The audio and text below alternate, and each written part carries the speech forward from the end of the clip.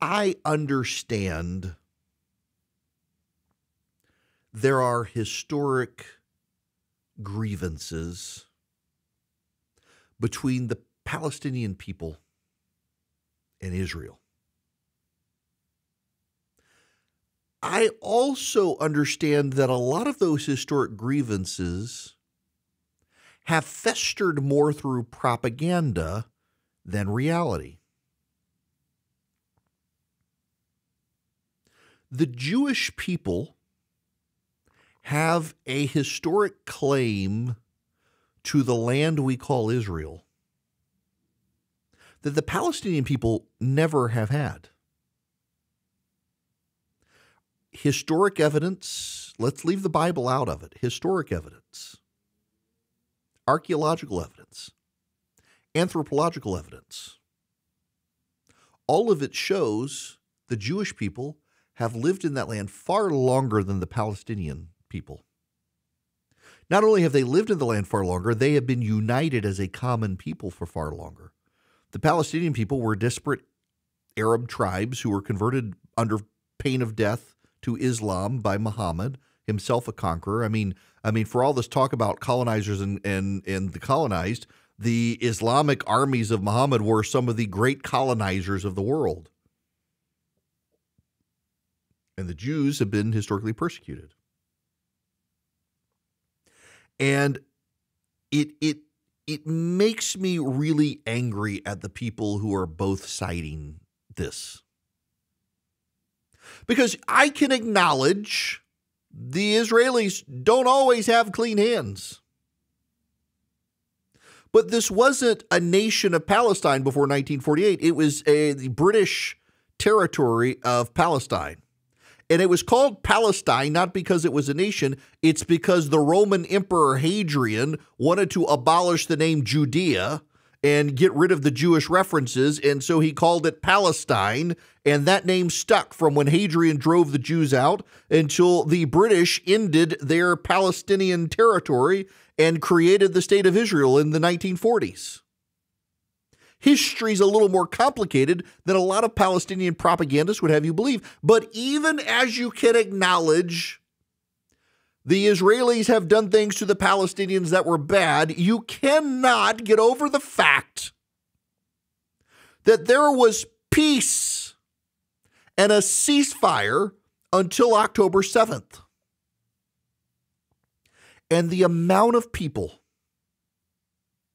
who will expend enormous emotional and mental energy to avoid having to grapple with dead babies on October 7th. So many of the voices who claim to be pro-Palestinian are actually pro-terrorist. It muddies the water between the Palestinians and the terrorists. There are so many people who claim to be pro-Palestinian who are defending Hamas and what Hamas did. Hamas, they are not the good guy for releasing these hostages. They are the bad guy for having taken the hostages.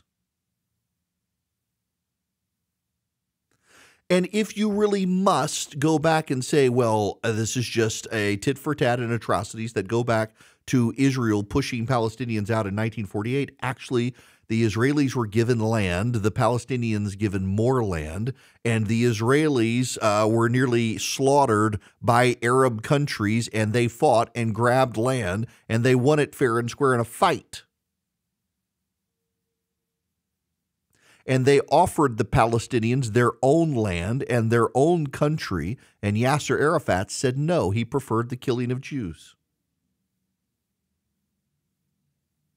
If we want to go through the complex, complicated, convoluted history, that's fine. But the bottom line is that on October 6th, there was peace, and on October 7th, there was mass murder. And these people in the New York Times and CNN and MSNBC, and the worst is the Washington Post, which at this point is a terror mouthpiece for Hamas. To equate the two sides as equal, no, they are not equal. Let me read for you some language. This is in the Washington Post. today. This is absurd, and as much as it is offensive, keep in mind the Washington Post is a terror mouthpiece for Hamas at this point. This is about the Biden administration and confronting the pro-Hamas supporters within the Biden administration, the terrorist sympathizers of the Biden administration. Adding to the sensitivity, the unwavering embrace of Israel that many staffers find upsetting stems in large part from Biden's personal lifelong attachment to the Jewish state, aides said. Biden often cites his 1973 meeting with Prime Minister Golda Meir as a seminal event that crystallized his view of Israel as critical for Jewish survival. Now listen to this paragraph. Listen to this. At the time, Israel was 25 years old, a left-leaning nation, and a military underdog struggling to find its way in the aftermath of the Holocaust. Now Israel is a military powerhouse led by a far-right coalition, and the Biden administration has become identified with a military campaign that has killed more than 13,000 Palestinians, displaced hundreds of thousands of others, created a humanitarian disaster, and damaged America's moral authority in much of the world.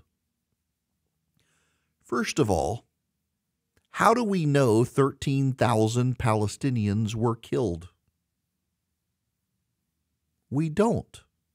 That's Hamas propaganda. It's legitimately Hamas propaganda. Where does the United Nations get the number? From Hamas.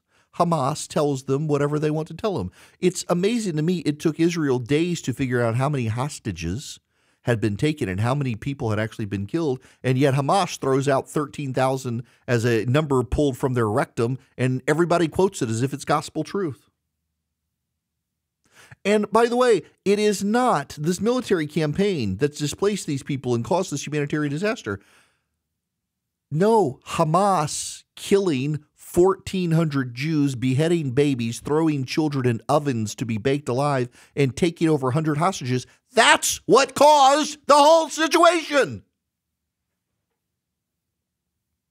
The moral equivalency of the monsters in the media.